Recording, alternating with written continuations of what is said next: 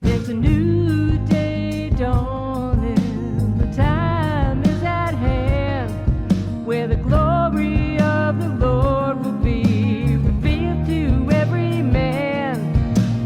Open the door, open the door, open the door, and let the King of Glory in.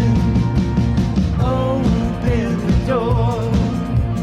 Open the door, open the door, and let the King of Glory in. All right. Let the King of Glory in. Open up the door. Starts right now. So fling wide, you heavenly gates. Prepare the way of the risen Lord. The Apostle John was on the island of Patmos. He was in prison for the testimony of Jesus Christ. And he heard a sound behind him and said, "Behold, I looked. There was a door standing open in heaven, and I heard a voice which was like a trumpet speaking with me, saying, 'Come up here, and I will show you the things which must take place.'" That's what we need, my friends. We need a heavenly perspective of the things that are going on in the world around us, the things that the Word of God foretold us would come to pass, those things which must take place, those things which are taking place even now. That is what this broadcast is all about, discussing the issues of the day, discerning the times in which we live from a biblical perspective and world view. Good afternoon, everybody. Andy White here. What you are about to hear is the fusion of heart, mind, and soul. And I want to welcome everybody from all across the fruited plain and all around the spherical globe. Thanks for tuning in to this week's edition of Open Up the Doors. Hey, do me a favor. If you are listening, if you're able to, please go on over to the Open Up the Doors Facebook page. I am streaming live on Facebook Live over from my Open Up the Doors page. They are on facebook.com/faith FM 91.7. If you've never liked the Open Up the Doors Facebook page, please like the page and join in the conversation here on this live stream. Let me know where you are watching from, where you are listening from. I will try and keep an eye on my notifications too if there's any kind of a comment or a question or something that you would like to input during the broadcast. I want these radio broadcasts to be as interactive as possible. Also, you can follow me on the social platforms, the social media platforms. I am now on Truth Social. My account has been active now for about a week or so. I know many people are still waiting to get on the Truth Social. Be patient. It is working. I'm on there. But you can find me, if you are able to get on the Truth Social, you can find me at AJ White. Just go on over there, do the search at AJ White, and you'll find me on Truth Social. I'm also on CloutHub, another free speech platform. Over on CloutHub, you can find me at AJ White 777 if you'd like to follow me on either or both. And of course, we are streaming this radio broadcast from the east end of Long Island. But if you are outside of the Faith FM broadcast area, the best way to listen to Faith FM is to download the free Faith FM app. You can get the app both for the Android platform, the Apple platform at your respective app stores. Just look up Faith FM in Sag Harbor and download that free app so that you can listen to great Christian programming 24/7. If you'd like to email me, you can email me at ajwhite777.com. I'm sorry. Email address, ajwhite@iCloud. ajwhite777@icloud.com. I'll get it straight. All these different types of setups for these ats and URLs and different things. My email address, again, is ajwhite777@icloud.com. And I want to get to it. I've got so much to get to. I got to lay out a bit of a foundation today. It's sort of intriguing to me. To jump into the broadcast here now. It's really been somewhat intriguing to me. I want to state from the get-go, in a way, when I see how the COVID crisis hit back in March of 2020, when it hit full on, it's kind of intriguing to me that 2 years later, to the month, this new crisis, this new Putin threat, and dare I say, with the possible escalation into a World War III threat, begins 2 years later to the month. With COVID finally exiting the stage, here we are again in early March of 2022 with a new crisis. I mean, I don't know. It's just intriguing to me. Is it a coincidence? I don't know. Is it a planned crisis? I don't know. It's just an intriguing observation to me really. But having said that, I'm going to move on. It's just something I wanted to mention. I'm going to try today, and I'm serious about this because I know how I can get. I'm going to try and execute this broadcast today in a very rational, logical, and deliberative manner. Let me say this. I always do that. But what I'm really saying is I'm going to try and tamp down any of my own rantings or my own histrionics as best I can. Because I do want to speak about some very serious things without losing my temper. Because I've been losing it. But I've had the last several days to calm myself down from the anger and the incredulity and indignation. The indignation that I was really dealing with earlier this past week. But again, in this broadcast today, I do want to address seriously and go through some of the main misrepresentations and mischaracterizations and downright disinformation that's flying around the web and causing confusion and division amongst many. And again, I want to do it in a thought out and logically reasoned manner as I've researched out all these various points of contention. Now, let me begin by saying, without question, hear me out. In a war, all sides use propaganda. Propaganda is a weapon of warfare. And it's very often the case that the side that wins the propaganda war usually wins the kinetic war. Not always, but usually. And I've discussed this numerous times through the years on this broadcast. Therefore, it's important to note that before I get into several of the main issues I want to address today, I need to set the table with this. You see, people have gotten so mistrustful of the media, and not without good reason. I understand that. But they've gotten so mistrustful of the media that they now assume everything that the media says is a fabricated lie. And now the dangerous consequences of that breakdown in trust has now placed us, brothers and sisters, in a very precarious place. We've been lied to so much by the mainstream media that no one knows what to believe anymore. And here's the thing. Even if or when the media does some honest reporting, their credibility is so damaged that we don't believe them. I get it. I get it. But for what ought to be very obvious reasons, that is extremely problematic. So yes, on the one hand, we've got to take what we're getting from the mainstream media with a grain of salt. But on the other hand, we can't discount everything. There are some good, legitimate, and credible reporters out there trying to do a good job. But even more importantly, we need to search out the many other credible sources. There are credible sources out there. And we need to always remember this. The best and most reliable sources, of course, are the eyewitnesses who are on the ground, who are on the scene, seeing and experiencing the real-time events that are going on around them. The eyewitness accounts, they're the best sources. And to that point, regarding this Ukrainian situation, I want to say I do have friends and ministry connections in the Ukraine. I did 2 trips there back in the 90s. I've supported missionaries there for almost 28 years. I won't get into all that right now, but my point is this. I do have connections with people in the Ukraine and connections with people who have connections with people in the Ukraine. And there are videos all over the internet that are not put out by the mainstream media or by charlatans or by fake news people. But there are videos and testimonials out there that are being posted by average Ukrainian people. I'm saying that for a reason. But let me move along a little bit here. Because like I said, I got a lot to get to. Russia has now made freedom of the press illegal. I mean, they kind of always really did, but they've always feigned a free press. But now they flat out made it illegal. And it's kind of funny because as an aside, I see a lot of people posting stuff from the RT News Network. That's the Russian Times News Network. And I wonder, I really do wonder, if they know or realize that the Russian Times is the state-run news agency of Putin's Russia? Can someone say Pravda? For those of us who are old enough to remember Pravda?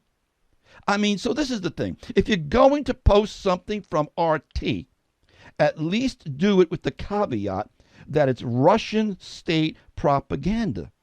You can post stuff, but put up the caveat. I do that all the time. I post or I read from a lot of articles from Turkey's Yeni Shafak. But I always state that it's a Turkish state-run paper of Erdogan that puts out the propaganda of Erdogan. Now, these things are useful to see how these people are reporting the news and to get into the thinking of these people, but we should be aware of the source. But anyway, many of the Western press are leaving Russia because Putin is going to send to prison anyone who tells a different narrative than what Putin is saying to the world. And I know we've all found it really humorous. I mean, I admit it. We all found it really humorous to see CNN and MSNBC pulling out of Russia because Putin said he was going to jail those who report fake news. Yeah, get out of here. Clear out of town. We're going to jail. Okay, I get it. But hear me out on this. Remember, Putin is a master at manipulating the narrative to the way he wants to frame it to an American audience. So he wants you to think that he's something else other than what he really is. And I'm going to be building on that throughout this broadcast. Now, regarding the main issue of Ukraine, the invasion of Ukraine, let me be emphatically, to pronounce it more properly, emphatically and completely clear. I'm going to put it in one succinct, concise sentence. There is zero justification for Putin's actions. Repeat after me, audience. There is zero justification for Putin's actions. Now, I know there's a lot of people, and Putin's putting a lot of pretexts out there, and I'm going to get to those in a moment. But this is the bottom line. I'll say it again. There is zero justification for Putin's actions. Putin is doing exactly what he has stated for the last 30 years that he was intending to do. And that is the reconstitution of the Russian Empire. There is no other reason. Regardless of anything else that he is using as a pretext to justify the invasion, he has only one goal in mind. Take it to the bank. Restore the Russian Empire. Everything else is simply a deflection and a distraction. In fact, it was reported just the other day by our intelligence officials, quote, "We assess that Russia does not want a direct conflict with the U.S. forces." The intelligence community actually assessed this in January. Quite honestly, I don't even agree with that, but this is our intelligence community's assessment, that Russia doesn't want a direct conflict with the U.S. But they went on the other day to report that, quote, "Russia seeks an accommodation with the United States on mutual non-interference in both countries' domestic affairs, and the U.S., this is the key takeaway, and the U.S. recognition of Russia's claimed sphere of influence over much of the former Soviet Union." So again, here we have it. This is his intention. His sovereignty or his authority over the former Soviet Union, or to reconstitute it, as I said. And there are very many people, because I see them all over, there are a lot of people who are being very misled. And you need to understand this. Putin is an evil, megalomaniacal person. If you think otherwise, you don't know much about him. Now, there are those, and this is where I got to rein in my indignation. There are those who have bought into an insane idea that Putin is actually some kind of a good guy hero who's fighting against the deep state cabal, or fighting against the neo-Nazis in Ukraine, or fighting against the new world order and the World Economic Forum, WEF, the World Economic Forum. Excuse me, I got to take some water here. But there is so much that is both truly absurd and even dangerous with that narrative, it's really alarming. For those who think and say that Putin is fighting against the Great Reset globalization agenda of the WEF is to be completely ignorant of his motives. And I'm just going to put it out there because it's true. Both Putin and Xi Jinping are involved with the World Economic Forum. And to be sure, there ought to be no doubt that they are indeed playing both sides of the fence. Not naive to that. They put on the diplomatic airs and they play along and pretend to be part of the Davos crowd, but they do it for their own hegemonic reasons. Just last July, let me remind you all of this. For those who think Putin is fighting against the globalists. Just last July, the World Economic Forum held an event called Cyber Polygon. I did several broadcasts on that last year. But it was Putin's cybersecurity experts, along with Russia's cyberbank, that conducted the cyber attack simulation for the WEF. They conducted the cyber attack simulation. They were working hand in glove with Klaus Schwab and all of his cronies there at the World Economic Forum. Don't forget that. So, as an aside, having said that, don't be surprised if there is a major cyber attack coming on the banking system relatively soon. In order to bring about the full implementation of the WEF's Great Reset digital currency system. But I digress a little bit, but these dots need to be connected. And if there is this major global cyber attack, it will almost assuredly either be executed by Russia or blamed on Russia, because it's clearly known and has been demonstrated during the cyber polygon simulation that they are experts at executing it, and they know how to do it. They simulated it, remember. Watch for it. It's coming, I believe. Now, for those who've been duped into thinking that Putin is fighting the globalists, let me say this. Putin is not sending his missiles into the homes of globalists. He's targeting the free people of Ukraine. Towns, villages, and homes across the northern border, as well as the southern area along the Black Sea, have been leveled. Villages, towns, apartment buildings have been leveled by Putin's missiles, not the homes of the globalists. And when you hear Putin or others say that the Ukrainian citizens are not being targeted, it is a demonstrable lie, with loads and loads of real video footage to prove he's lying. Millions, almost 2 million now, have fled their homes, and close to 1,500 civilians have already died. There is no justification for Putin's actions, no matter how many deflections you want to put up there. Yesterday, they bombed a maternity hospital, and they leveled to the ground a huge shopping mall in Mariupol. Did you see the news reports on the bombed out hospital and the pregnant women that were being carried out, who were wounded, the kids who were terrorized? Yeah, those are really high priority military targets, aren't they? Leveling civilian centers and apartment buildings, leveling shopping malls and hospitals. Folks, this is Putin's terrorism.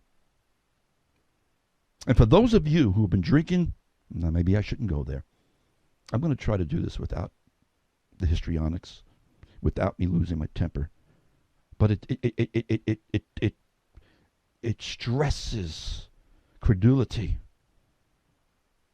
It's completely incredulous that people think they drink Putin's Kool-Aid. And for any who are posting, and I've seen it, and I'm going to get into it some more after the break, but any and all who are posting that the real images of the devastation we are seeing aren't real, or are calling these real videos being posted by real Ukrainian people. For those of you who are saying that's fake, you need to repent. You need to repent with capital letters. You are allowing yourselves to be used by Putin as his useful idiots. There are some fake things out there, but they're obviously fake. People posting, movie scenes from years ago. Hello? Use some reasoning, people. Use some discernment, people. And stop being used by Putin. But stick around. I'm going to address some of the major disinformation nonsense that's going around when I come back. So stick around. I'll be back in a moment. The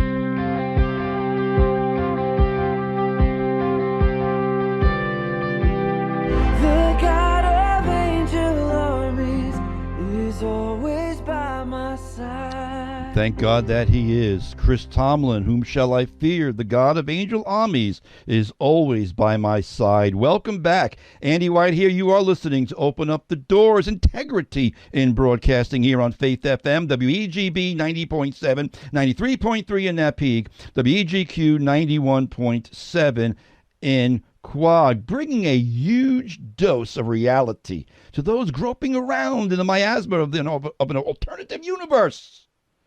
But, folks, we need to use discernment. Please, I appeal to you, use discernment, people, as well as being a properly informed people, using a properly informed reasoning. Because there are many distortions of the facts being thrown around. And it is hard to sift through the debris of the disinformation. There are three main points I want to address in this block that are out there. There's more than three, but there are three main ones. There's the biolab issue, the biolab talking point, as I call it. Then there's a Nazi talking point. And then there's a Putin is a Christian man of deep faith talking point, which is probably the most ridiculous one of them all. But first, I'm going to address this whole biolab issue that's been drummed up the last few days. Regarding it's become ubiquitous. This bioweapons lab disinformation. Folks, it's Russian disinformation that they've been pushing for years. It's a distortion of the facts. And here's what I need to explain. Because this distortion of the facts plays into the general misrepresentation and ignorance of the facts. You see, these Ukrainian biolabs, and yes, they do exist, but these Ukrainian biolabs are not funded or owned by the U.S.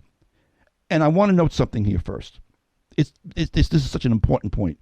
Please note that there's a huge difference between a legitimate biolab for the study of dangerous pathogens and a bioweapons lab producing bioweapons. And everyone seems to be conflating these two different things. I'll say it again. There needs to be the recognition that there's a difference between a legitimate biolab for the study of dangerous pathogens and a bioweapons lab for the producing of bioweapons. There are no U.S.-run biological weapons labs operating in the Ukraine. Again, as best as we can really know, okay? I'm not God. I don't know everything. But all of the official sources, and I know, here we go. That's why I said what I said at the top of the show. You don't know who to believe anymore. But you need to find out the history of these things. And let me explain the confusion on this. You see, the labs that are in question are from the former Soviet Union days. We didn't build them. We didn't construct them. They pre-existed. And a treaty with Ukraine, and this is important because I haven't heard anyone talk about this. But I did my research because I was concerned about it. I did some digging to find out, again, sifting through the debris of the disinformation. because, again, these labs in question are from the Soviet Union days. And a treaty with Ukraine was entered into in 1991 called the Cooperative Threat Reduction Program, which began after the fall of the Soviet Union to reduce the threat of existing weapons of mass destruction programs in the former Soviet republics. Let me repeat that again, because, again, no one is pointing this out. These labs were taken over in order to neutralize the weapon research that the Soviets were engaged in. And that point seems to be completely lost in the reporting. I'm going to say it again. It's a treaty in 1991 with Ukraine. It is called the Cooperative Threat Reduction Program, to reduce the threat of existing weapons of mass destruction programs in the former Soviet republics. Then in 2005, the U.S. Department and the Ukraine Ministry of Health entered into a partnership to improve public health laboratories and prevent the threat of outbreaks of infectious diseases. In effect, these so-called biolabs, I maybe shouldn't say so-called, they are biolabs. No one's denying that they are biolabs. They are not bioweapons labs. Understand the difference. These biolabs, in effect, they are the Ukrainian version of our CDC. Now, again, I know we can go down a bunny trail with all of the lack of credibility in our current CDC, but understand at least the baseline differences in what we're saying here. Because to put it in the most simplest of terms, these biolabs aren't there to create bioweapons, but to study, recognize, prevent, and neutralize bioweapon attacks. That is their stated purpose. There is no secret to that. Everyone's talking about secret biolabs. There's not a secret about it at all. Putin knows where they are. I'm going to get to that in a moment, too, because they're from the former Soviet Union days. According to the Department of Defense, these labs provide, quote, special training for specialists on biosafety and biosecurity issues during handling of dangerous biological pathogenic agents. Now, listen, folks, you can believe whatever you want, okay? You can believe whatever you want. Whether these labs are of innocent intent or nefarious intent, or maybe a combination of the two. But here's the real point. I said all of that to say this. If it was truly the intent of Russia to simply just, quote, take out these bioweapons labs, well, then the Russians have shown themselves just how incredibly inept and incompetent they are, because they haven't blown one up yet. So Russia claims it's targeting biolabs? It's a joke, folks. It's a joke. So what's the excuse for leveling civilian apartment buildings and whole towns in Ukraine? Is their GPS targeting system really that bad? Is there smart bombs and their cruise missiles that stupid? I'm sorry for the histrionics. You see, I'm just asking people to use a little bit of some rational, logical thinking. But some will just keep drinking the Russian Kool-Aid. Russia can claim anything it wants. It's par for the course in their own propaganda campaign. And talking about biolabs in the Ukraine really is a complete non sequitur. It's a distraction to take attention off their own intentions and war crimes. Again, does anyone think Russia doesn't have biolabs? Well, actually, of course they do. And the ones in Ukraine used to belong to them too. Maybe that's why they want them back. And on that note, if Russia's so concerned about American-funded biolabs, I don't see them sending missiles over to Wuhan. But I digress, maybe. But I'm going to move on from here because I don't have a lot of time. But I want you to think. And I want you to understand, not to just take things at face value, yes, from the media, or from those who are spreading Putin's disinformation, because it's working both ways. But then there's the Nazi talking point. Let me address this one for a moment. There is this phony, photoshopped picture of Volodymyr Zelensky the president of Ukraine, going around the web showing him holding up a sports shirt with a swastika on it. It's a fake, photoshopped picture. The real picture shows him holding up a sports shirt with the number 95 on it from some sports team. I don't know if he played on the sports team or whatever. Point is, it's a fake picture. Again, to actually believe the nonsense that Zelensky, who is Jewish and who lost family members in the Holocaust, is pro-Nazi, is a display of ignorance beyond the pale. And it's patently absurd. To believe that Russian propaganda, once again, shows people don't recognize how Putin works in his disinformation campaign. And furthermore, they want to talk about the Azov battalion.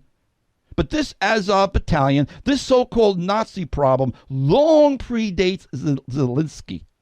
And actually, when you look into it, it's pretty minor. It seems to almost parallel the U.S.'s problem with Antifa.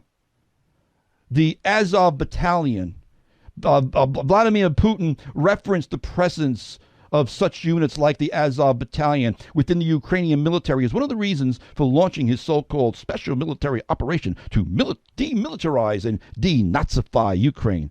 Well, he hasn't done a very good job of denazifying Russia. I'll get to that in a moment. Yes, Azov is a far-right-wing volunteer infantry military unit. There's about 900 members in it. Some of them, yes, are Nazis. Some of them are neo-Nazis. No one's hiding that. But it's a minority. It's a small minority. It's not as big of a problem as Putin would like you to believe. There's only about 200 to 300 of these neo-Nazis in that battalion.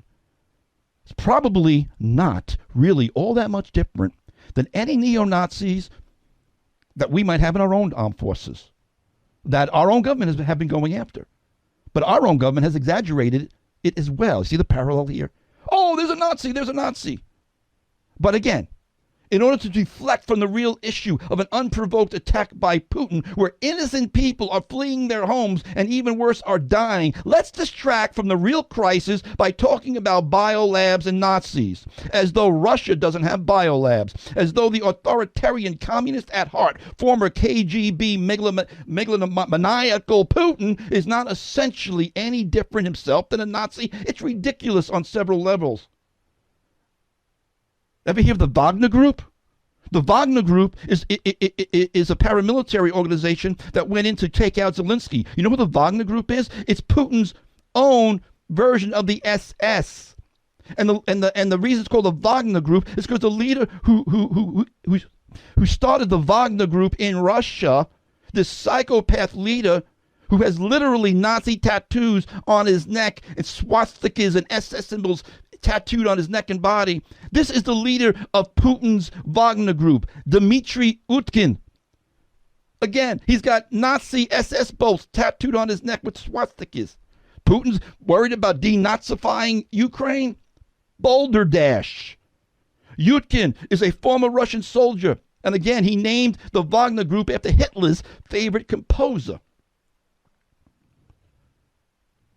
In December 2016, Dmitry Utkin was photographed alongside Vladimir Putin at a Kremlin event, hinting at the group's powerful ties. The Wagner Group is seemingly Putin's equivalent of Germany's Schutzstaffel, the SS. They have total loyalty and obedience to Putin's orders unto death, and they are obsessed with Nazism. And then there's Alexander Dugin. I wish I had more time to get into Alexander Dugin. Alexander Dugin, an extreme far-right ideologue known for his embrace of Satanism, occultism, and, oh yeah, Nazism. Dugin was the author of Putin's initiative for the annexation of Crimea by Russia. He considered the war between Russia and the Ukraine to be inevitable and appealed for Putin to start to intervene in the war in Donbass. But hey, we're being told by the Kool-Aid drinkers that Putin is liberating Ukraine from the Nazis. In short, this whole phony narrative that Putin is going after the Nazis in Ukraine is just another canard put out by Putin, who knows how to push the gullibility buttons of the uninformed. And there are people using these things as a justifiable pretext for Putin's aggression. That people are using this as a justifiable pretext for Putin's invasion. It's mind-numbing to me. And then there's this, before I go to a break. The Putin is a Christian, a man of deep faith talking point. It's another lie. And this lie is massively Hitlerian. People, please, be careful. Don't be fooled by Putin's act of being some kind of a Christian. He's not at all. But he, very much like Hitler, he knows how to say the right things and use the right words to deceive practicing Christians. He knows how to use the language of traditional values in order to appear he believes them also. He's a deceiver. Putin loves to pose for photo ops with the Russian patriarch of the Russian Orthodox Church, Patriarch Kirill. But did you know that the head of the Russian Orthodox Church is also a former KGB officer and is an old friend of Putin's? And they use the Russian Orthodox Church much in the same way that Hitler used the German Lutheran Church to advance their own empire-building agenda. And there's loads of articles talking about this on the internet. But not only that, I have missionary friends in Ukraine for 28 years who have conveyed this message to me, who have told me about this. Even when I was beginning a few years ago to think, hey, maybe Putin's not that bad. They sent me some stuff saying, no, Andy, watch out. Again, live accounts on the ground. Not to mention, don't forget that a few years ago, Putin began a crackdown on the evangelical churches and ministries. He made evangelical Christians illegal just several years ago. The only thing he recognizes is the Russian Orthodox Church, because they're both working hand in hand to advance the Russian Empire. So the deception that Putin is a man of deep faith is simply delusional. I'm going to sum it all up once again before I go to a break. Putin is simply doing what he has said for the past almost 30 years that he wanted to do, and that is the reconstitution of the Russian Empire. There is no other reason.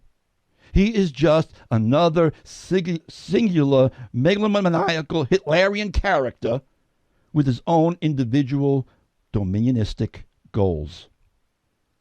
He is power drunk. He is a power drunk, autocratic, megalomaniac, evil, former KGB propagandist. And if you think otherwise, you are truly greatly deceived. But stick around. I'll be back with more. Here's a tune called What is the Question? Seems like time is ticking away, faster and faster.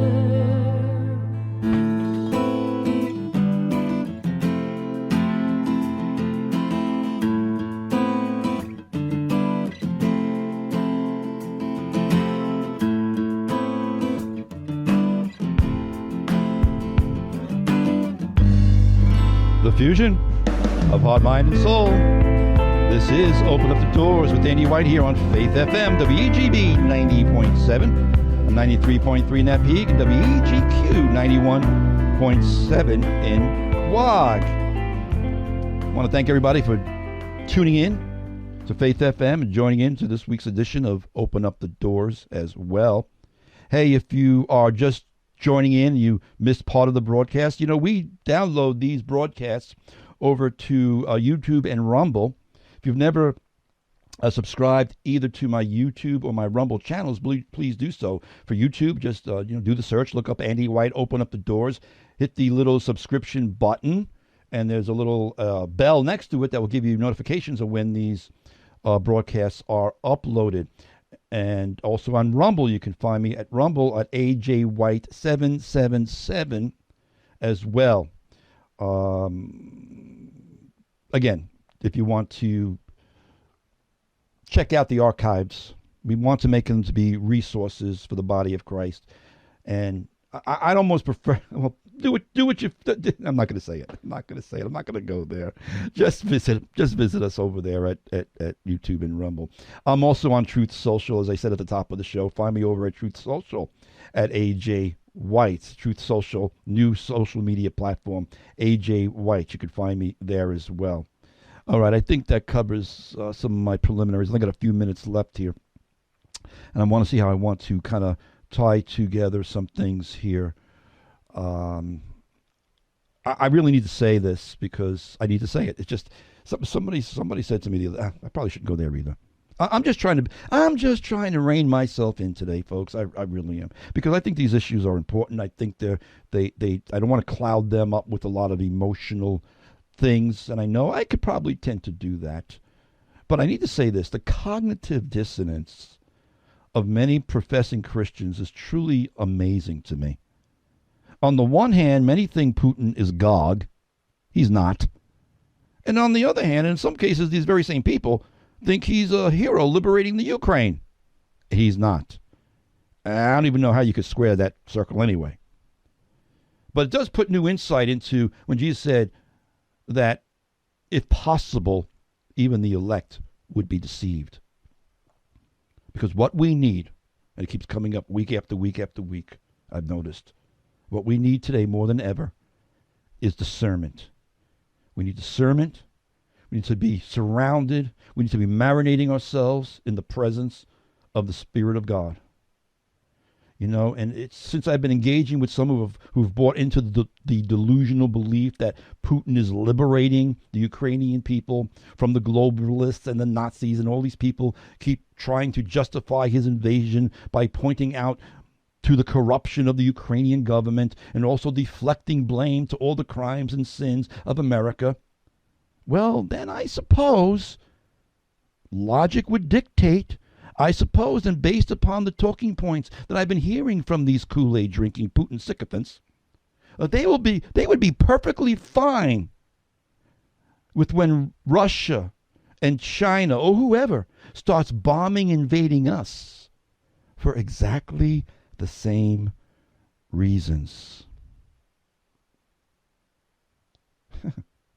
It's kind of funny because, quite frankly, I've been openly stating for over 40 years that God's judgment is coming upon our nation for a multitude of our national sins, not the least of which is the shedding of innocent blood. So watch for it. It's coming. But I'm not looking forward to it. Not by any stretch of the imagination. But another thing I keep seeing over and over again, and I'm wondering exactly what is the relevance to justification ratio regarding this Russian invasion of Ukraine. I keep seeing people saying, do you know that Ukraine sided with the Nazis during World War II? Yeah. And every time I see that, I want to reply, do you know that we were allies with the murderous communist Stalin in World War II, who murdered over 20 million people, of his own people, including close to 10 million Ukrainians during the Holodomor? So what exactly is your point? Again, it's deflection, it's distortion. It's detached from the reality of history. As I said a moment ago, the neo-Nazi problem in Ukraine today is in many ways the same thing as the Antifa problem in America. So I guess you'd have no problem with Putin attacking us based on that same reasoning. But here's the thing, because I think it could be essentially summed up this way. Jesus said this when people were trying to compare those who were perishing and those who were dying for seemingly, unknown reasons or innocent reasons. Jesus said this. He said, do you suppose that these Galileans were worse sinners than all other Galileans because they suffered such things? There was a story that Pilate had killed these Galileans. But Jesus said, do you think they're worse sinners than everybody else? Because this is the scriptural answer to everything I laid out today. Jesus said, I tell you no. But unless you repent, you will all likewise perish. Bam! Mic drop. That's it in a nutshell, people. Jesus goes on to say, or those 18 on whom this tower in Siloam fell and killed them. Do you think that they were worse sinners than all of the men who dwelt in Jerusalem? I tell you, no. But unless you repent, you will all likewise perish. There's a lot of moving parts, beloved, in the eschatological schemata. And I've been making this statement for years now, and it's more clear to me than ever. You know it. Those are my regular listeners. You know what I'm about to say, I think. The political maneuverings and machinations of men and of nations are nothing less than the prophetic determinations of the living God. You can point to this reason or to that reason. You can blame this person or that person for the situation. But the bottom line is this. In the end, God causes all things to work according to the counsel of his purposes. Isaiah said, behold, the nations are as a drop in the bucket and are counted as a small dust on the scales. Look, he lifts up the isles as a very little thing. All nations before him are as nothing, and they are counted by him less than nothing and worthless. Daniel stated it quite plainly. Daniel said, blessed be the name of God forever and ever, for wisdom and might are his, and he changes the times and the seasons. He removes kings and raises up kings, in order that the living may know that the Most High rules in the kingdom of men, and he gives it to whomever he will, and sets over it the lowest of men. Brothers and sisters, I do not have any hope or any faith whatsoever in any earthly government. All have sinned and fallen short of the glory of God, because all are governed by fallen and sinful humans. Only God truly knows what's truly happening behind the political curtains around the world, whether it be Russia, Ukraine, China, North Korea, Iran, the U.S., Canada. All the nations are but a drop in the bucket. Every other and all the nations of the earth. But I will tell you this. I will continue to pray for and support the innocent people, and especially the Christians who were the victims of the world's underhanded governments, whether it be Russia, the Ukrainians, the Canadians, name any country you want, including our own. We need to pray for God's people. We need to pray for the remnant, for these are evil days. And we need to remember, first and foremost, again, I'll say it, God uses everything. Somebody say everything according to his ultimate purpose and plan. Our hope is to be anchored in him. Jesus Christ is the only answer to all of this madness, brothers and sisters, and it's long past time to get our houses in order. We need to have a living relationship with the Spirit of the Lord, because it is the only thing that will keep you and me anchored in these days. Jesus said, my sheep hear my voice. The voice of another they will not follow. We need to learn to discern his voice. Isaiah said, your ears will hear a word behind you saying, this is the way, walk in it, whenever you turn to the right hand or whenever you turn to the left. I pray that God would help us all as the nations rage, and that he would guide us to always look to him. For our kingdom is not of this world, brothers and sisters, but indeed we wait for the city who has foundations, whose builder and maker is God. That is our hope. That is what we yearn for. That is what we long for. The city whose builder and maker is God. But in the meantime, beloved, watch, stand fast in the faith, be brave, be strong, and let all that you do be done in love. I gotta go. Thanks for tuning in to this week's edition of Open Up the Doors.